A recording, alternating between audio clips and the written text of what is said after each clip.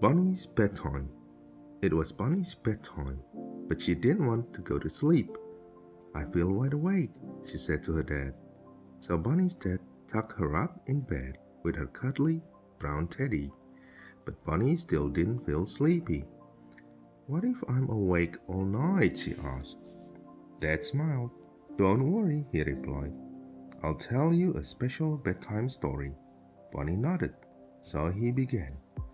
Once upon a time, there was a girl called Bunny, he said.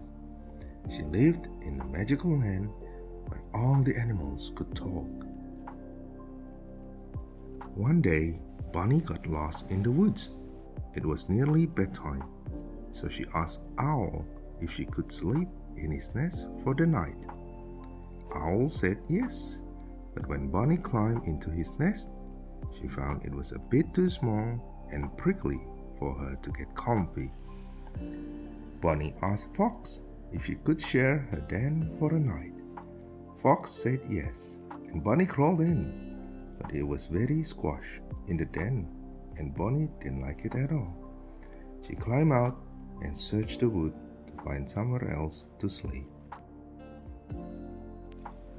Bunny asked Deer where she slept, and Deer showed her the clump of bushes she liked best. Bunny tried to curl up like Deer, but she soon felt very cold. Bunny began to miss her warm, comfy bed. I want to go home, she said, and she felt very sad. Suddenly, a trail of glowing fireflies flitted past. They stopped to ask what was wrong. When Bunny told them, their little lights flickered in excitement. Don't worry, they said. We can show you the way home. Then you won't be lost anymore.